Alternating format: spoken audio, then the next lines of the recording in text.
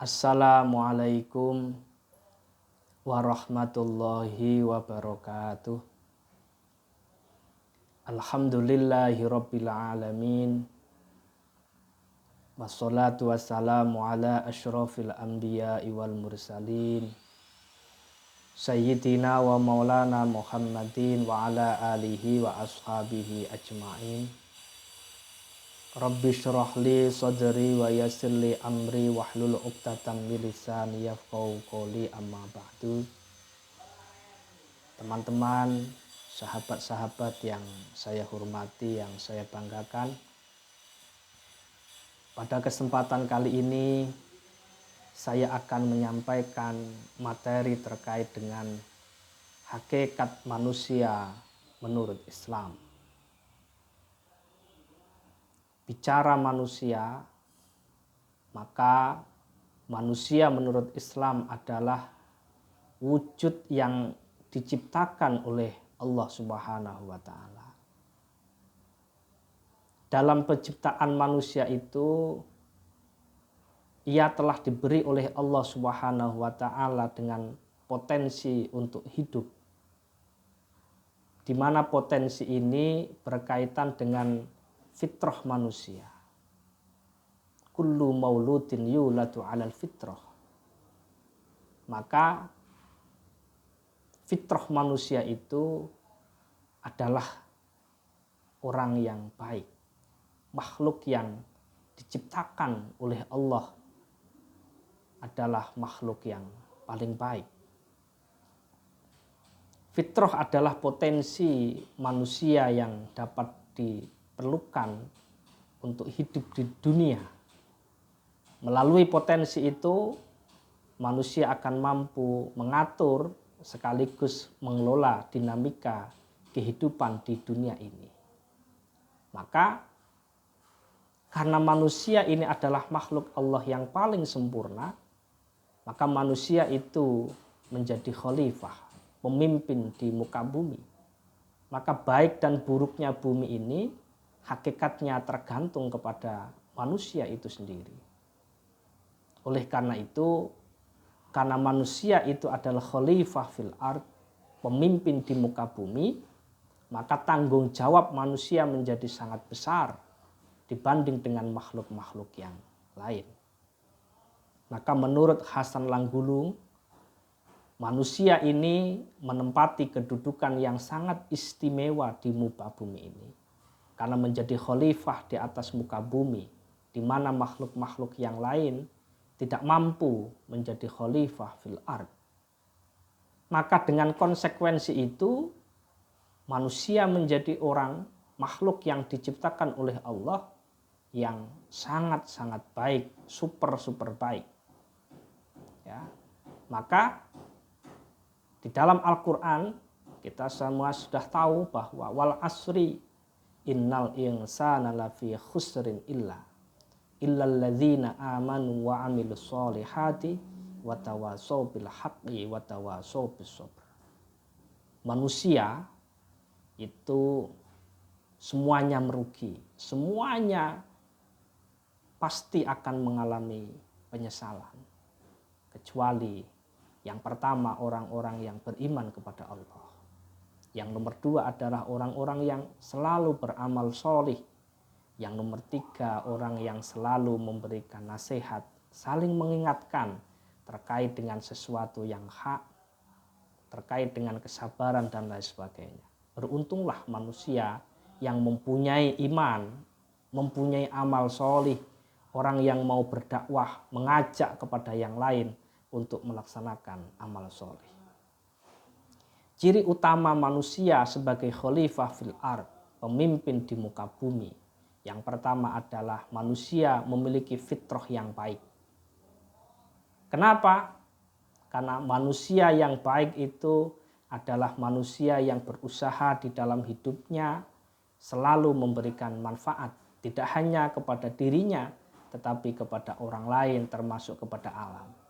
Alam lingkungan menjadi bagian daripada kehidupan manusia, tidak dirusak oleh manusia yang baik. Karena manusia fitrah awalnya adalah baik. Yang nomor dua, memiliki ruh. Apa itu ruh? Qulir ruh min amri rabbi wa ma utitum minal ilmi illa qalila. Ketika kamu tanya terkait dengan ruh, ruh itu adalah domainnya Allah. Karena manusia diberikan ilmu yang sangat sedikit oleh Allah Subhanahu wa taala. Maka di dalam diri manusia itu ada namanya ruh, dan ruh itu adalah hakikat kehidupan manusia. Yang nomor 3 adalah kebebasan, kemauan untuk memilih. Kita diberi alternatif pilihan oleh Allah Subhanahu wa taala. Maka manusia harus memilih yang terbaik dari pilihan-pilihan yang diberikan oleh Allah Subhanahu wa taala. Yang nomor 4, manusia itu memiliki akal yang mampu memilah dan memilih antara yang benar dan salah. Karena perbedaan manusia dengan makhluk yang lain, dengan binatang, dengan tumbuh-tumbuhan, Allah memberikan akal kepada manusia. Dan dengan akal itulah orang kemudian mampu berkreatif, mengembangkan inovasi, ilmu pengetahuan, dan lain sebagainya. Al-Quran mengisyaratkan 3 syarat agar manusia itu menjelma dalam kemanusiaan yang hakiki. Yang pertama, melibatkan diri dari aktivitasme sejarah. Yang nomor 2, tidak pasrah pada nasib, karena di dalam kehidupan kita itu ada porsi namanya ikhtiar. Yang nomor 3 adalah melakukan amal soleh. Karena dengan amal soleh itulah amal yang nanti akan menjadi bekal kita ketika menghadap Allah Subhanahu wa taala sebagai wujud pertanggungjawaban kita atas perintah dan apa yang dilarang oleh Allah Subhanahu wa taala. Semua potensi manusia itu harus diarahkan agar tidak salah jalan dalam mencari dan menentukan tujuan hidup. Untuk mengarahkan potensinya, manusia dibekali dengan kelengkapan pada fisik yang dimilikinya, yaitu mempunyai akal, mempunyai nafsu, mempunyai qalb, mempunyai hati, unsur jasmani dan unsur rohani. Maka manusia adalah sebaik-baiknya makhluk yang diciptakan oleh Allah Subhanahu wa taala. Oleh karena itu, tujuan daripada Allah menciptakan manusia di muka bumi itu hakikatnya dalam rangka untuk beribadah kepada Allah Subhanahu wa taala. Wa ma khalaqtul jinna wal insa illa liya'budun. Maka niatan kita di dalam kehidupan di dunia ini tidak boleh melenceng dari niatan utama kita, yaitu beribadah, mendarma baktikan kehidupan kita itu untuk Allah Subhanahu wa taala. Maka tipologi manusia menurut Islam itu ada 3. Yang pertama adalah orang-orang mukmin, yang nomor 2 adalah orang-orang kafir, dan nomor 3 adalah orang-orang munafik. Orang mukmin itu adalah orang yang selalu mengimani atas apa yang sudah ditakdirkan oleh Allah Subhanahu wa taala. Maka tanggung jawab manusia sebagai orang mukmin adalah tanggung jawab sebagai hamba Allah Subhanahu wa taala, Abdullah, hambanya Allah Subhanahu wa taala. Yang nomor 2 adalah tanggung jawab sebagai khalifah, pemimpin di muka bumi. Dan semua itu tanggung jawab baik sebagai hamba kepada Allah Subhanahu wa taala sekaligus tanggung jawab sebagai khalifah fil ard, semuanya akan dipertanggungjawabkan di hadapan Allah Subhanahu wa taala di yaumil qiyamah. Tujuan hidup manusia.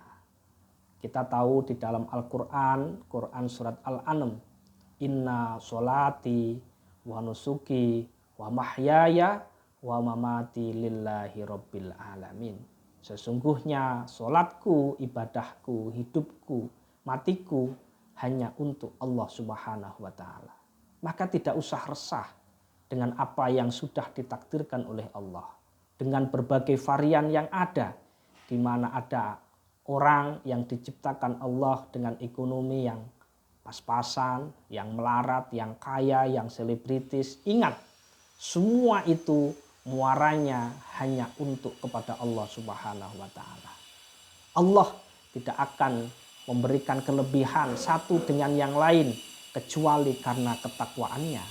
Inna akramakum indallahi atqakum. Sesungguhnya yang mulia, yang baik, yang dihormati, yang dibanggakan itu hanya orang-orang yang bertakwa. Tidak usah silau atas harta yang dimiliki oleh orang lain, karena bisa jadi harta itu tidak akan menjadi maslahah, manfaat, tetapi malah menjadikan mereka itu menjadi disiksa oleh Allah. Beruntunglah orang-orang yang diberi oleh Allah sesuai dengan kodok takdirnya dan qanaah, menerima apa yang diberikan Allah dengan rasa bersyukur. Itulah tujuan hidup manusia. Yang nomor 2, tujuan hidup manusia itu adalah dimensi untuk menyembah. Menyembah kepada Allah Subhanahu wa Ta'ala. Artinya praktek dari menyembah itu adalah melaksanakan ibadah, dimensi ibadah. Di mana di dalam ibadah itu bukti ketidakmampuan kita atas apa yang dimiliki oleh Allah Subhanahu wa Ta'ala. Kita tidak boleh sombong apa yang kita miliki, karena hakikat yang kita miliki adalah titipan ilahi Rabbi. Semua akan diambil oleh Allah dan semua akan dimintai pertanggungjawaban oleh Allah Subhanahu wa Ta'ala. Yang terakhir, ada dimensi pasrah, ada dimensi tawakal, ada dimensi bahwa apa yang diberikan oleh Allah Subhanahu wa Ta'ala hakikatnya sudah ditakdirkan oleh Allah Subhanahu wa Ta'ala. Oleh karena itu, orang yang mempunyai dimensi sifat tawakal, pasrah kepada Allah, maka orang itu akan diberi kenikmatan, hidupnya akan selalu tenang. Karena orang yang pasrah atas takdirnya Allah itu, hakikatnya dia memasrahkan hidupnya kepada Allah Subhanahu wa Ta'ala. Itu beberapa hal yang saya sampaikan. Semoga ada manfaatnya. Terima kasih. Wallahul muwaffiq ila aqwamit thoriq. Wassalamualaikum warahmatullahi wabarakatuh.